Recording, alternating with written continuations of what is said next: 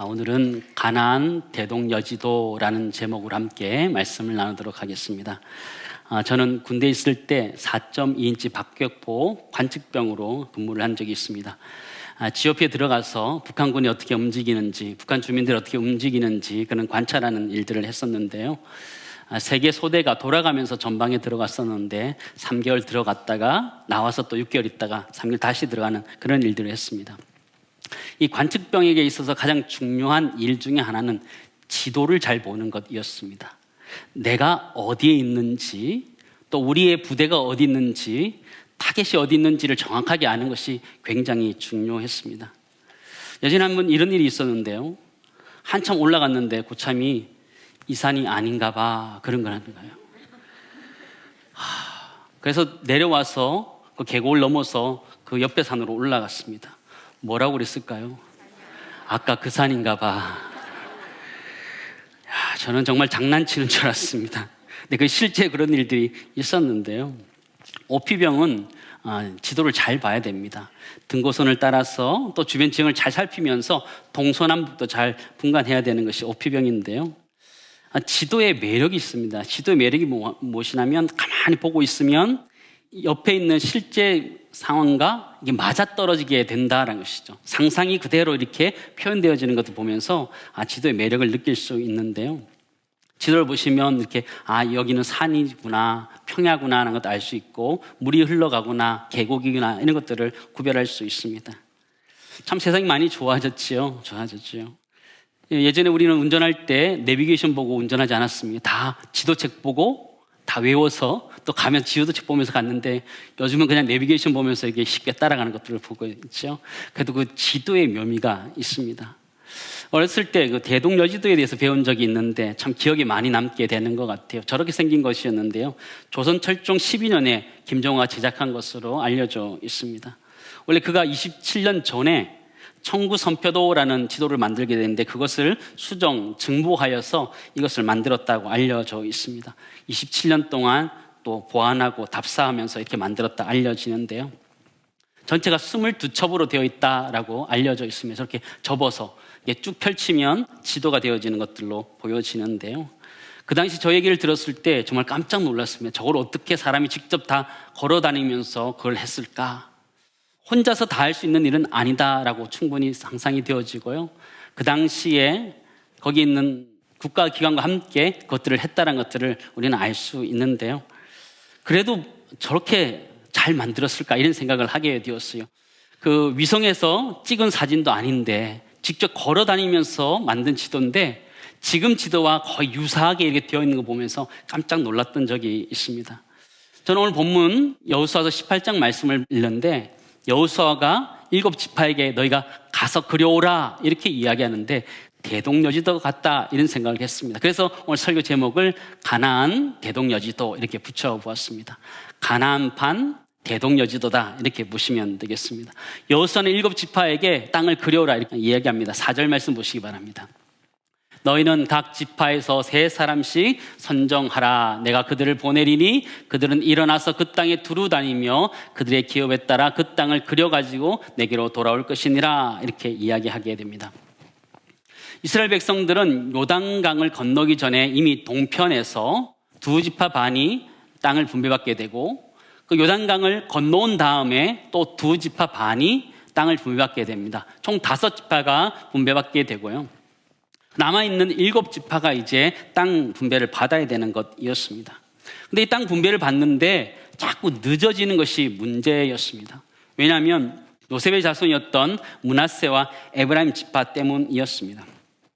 그들은 MZ세대처럼 제가요? 이걸요? 왜요? 하듯이 그들이 스스로 개척해야 됨에도 불구하고 그래서 자꾸 뒤로 미루는 것이었습니다. 좋은 땅을 찾기 위한 아마 신경작전이 아닐까 그런 생각을 해보게 됩니다.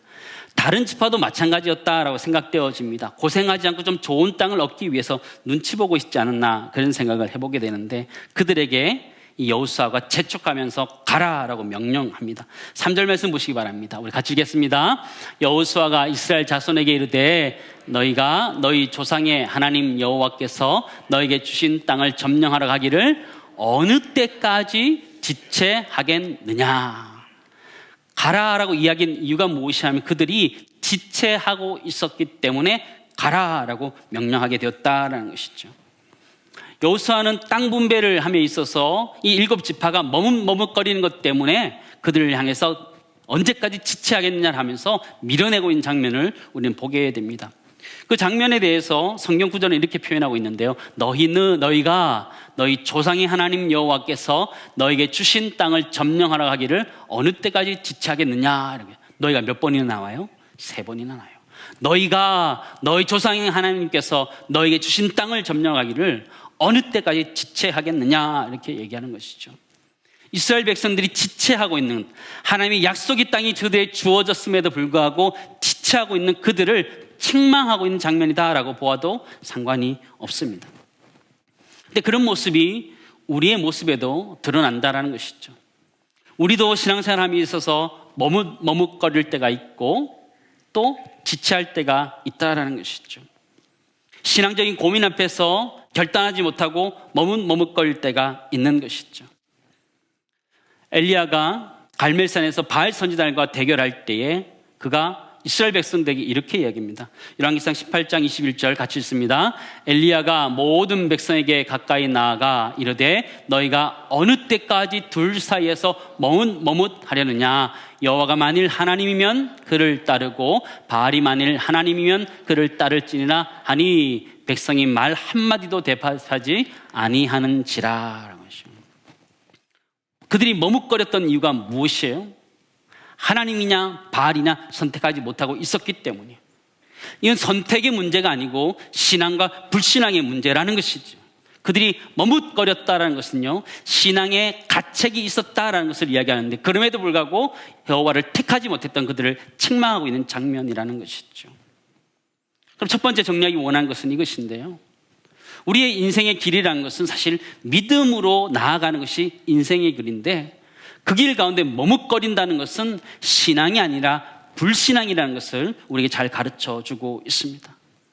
머뭇거린다라는 것은요, 갈등이 있다는 것이고, 갈등이 있다는 것은 분명히 좋은 길이 있다는 것, 하나님 원하시는 것이 알매도 불구하고 다른 것을 선택하기 위해서 고민하고 갈등하고 머뭇거린다는 것을 알 수 있죠. 그렇다면 우리가 신앙 안에서 갈등하는 것은 사실은 신앙을 택하느냐 불신앙을 택하느냐의 문제라는 것을 우리는 깨닫게 되는데, 우리 모두 이 땅의 삶들 살아가면서 신앙 안에서 결단할 때는 분명하게 결단할 수 있기를 간절히 소망합니다.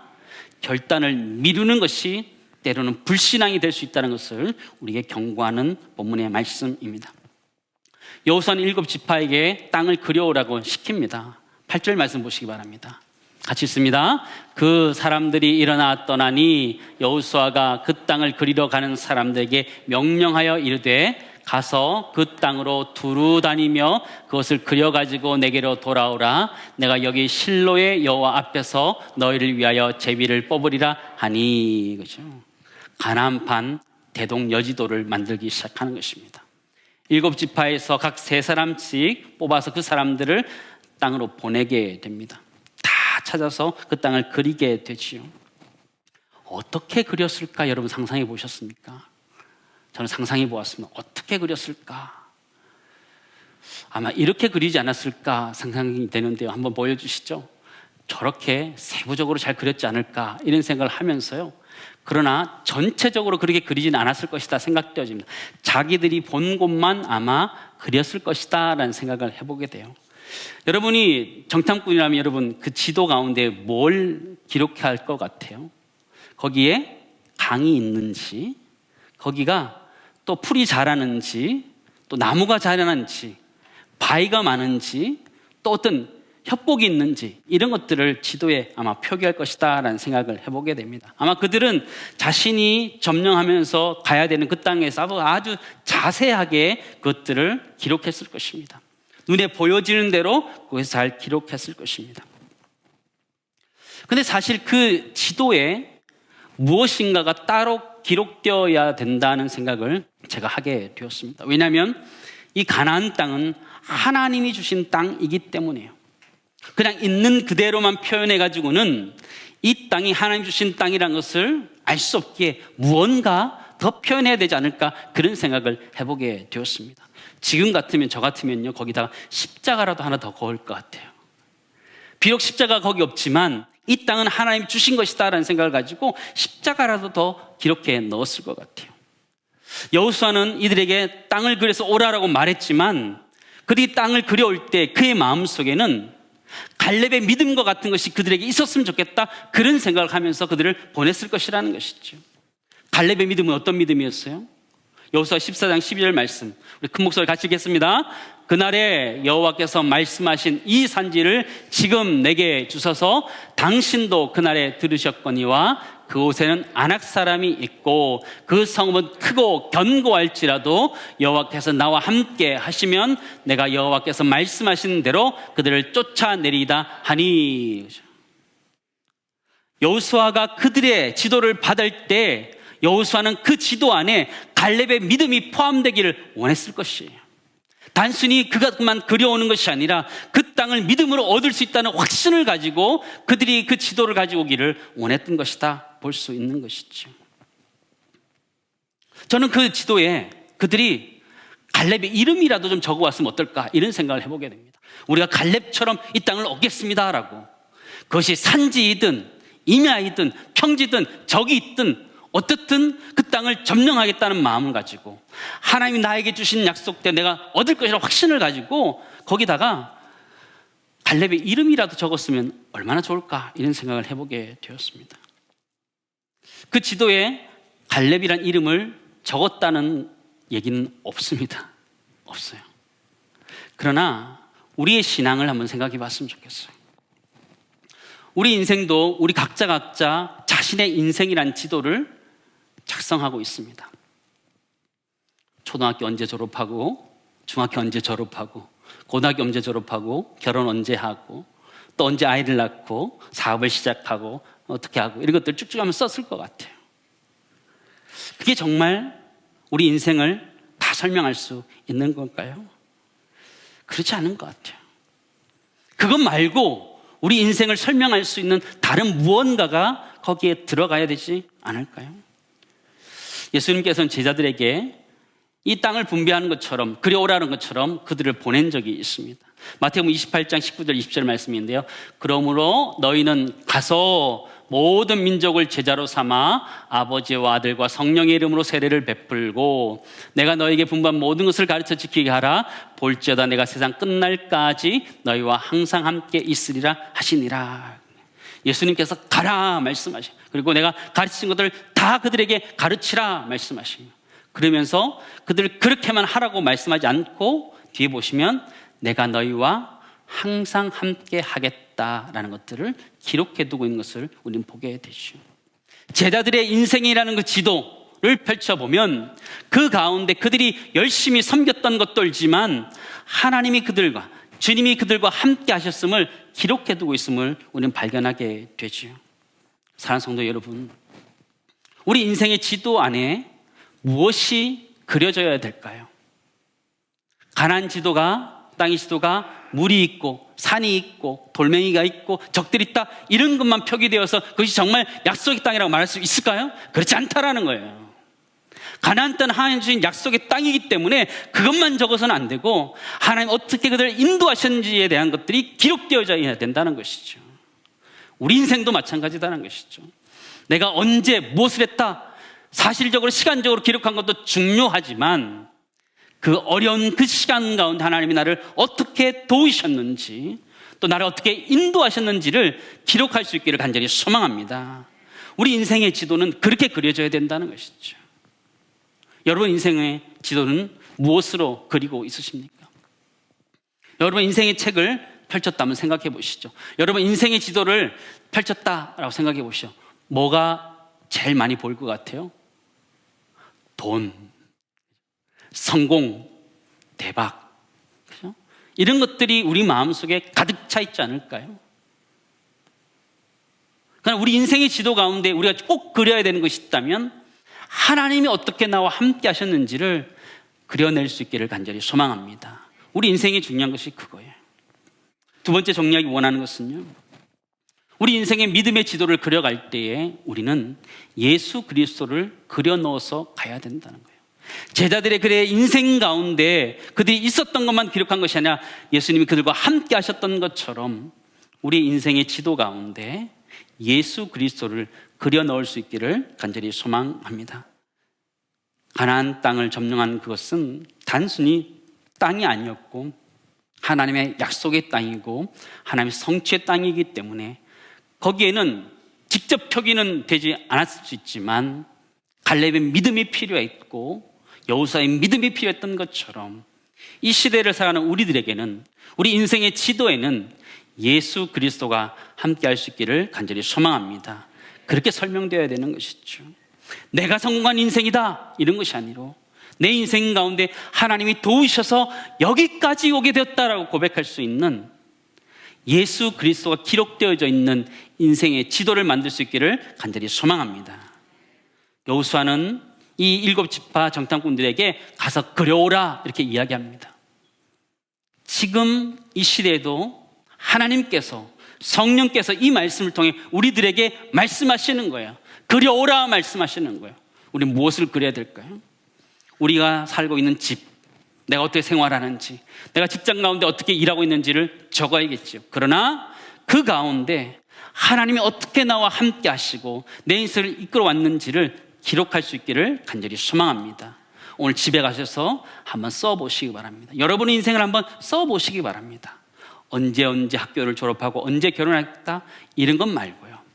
그 사이사이에 하나님 어떻게 나를 도우시고 인도하셨는지가 기록될 수 있는 은혜가 우리 모두 있기를 간절히 소망합니다.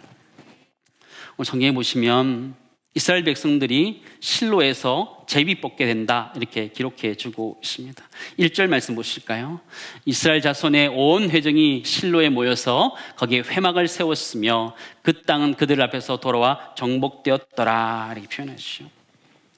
이스라엘 백성들이 가나안 전쟁의 초창기에는 길갈이라는 곳에 진을 쳤습니다. 거기서 법궤도 두었고요.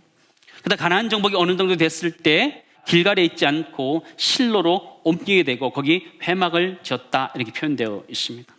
실로의 뜻이 무엇이냐 하면 실로는 안식의 장소 이런 뜻을 가지고 있어요. 혹은 메시아의 고유명사로 드러나 있습니다. 이스라엘 백성이 길갈이 아니라 지금 실로에 진을 쳤다라는 것은 이제 안식의 장소, 안식의 때 가나안 땅을 다 얻었다라는 것들 상징적으로 보여주는 장소가 실로라는 것이에요. 거기에 회막을 세웠다 알려져 있습니다. 회막이라는 것은 여호와의 법궤를 보관하는 것이고 여호와의 임재를 상징하는 곳이라는 것이죠. 실로라는 것은 예루살렘에서 한 북쪽으로 한 33km 위로 올라갔을 때 산악지대에 있는 곳이 실로입니다. 이곳은 여호수아가 속해 있는 에브라임 지파의 땅이었는데요. 이 에브라임 지파가 땅 분배에서 얼마나 주도적으로 그 역할을 했는지를 알 수 있는 것이 바로 이 실로라는 지역입니다. 안식의 장소라는 의미처럼 가나안 땅을 통해서 그들이 안식을 얻었다는 것을 상징적으로 보여주는 장소 바로 이 실로라는 것이고 그렇게 옮기게 되었다라는 것이죠. 실로는 정치의 중심지였고 또한 신앙의 중심지였다는 것을 우리는 알게 됩니다. 민수기 1장에서 4장에 보면 법궤를 중심으로 이스라엘 백성들이 세 지파씩 동서남북으로 배치된 것을 보게 되죠.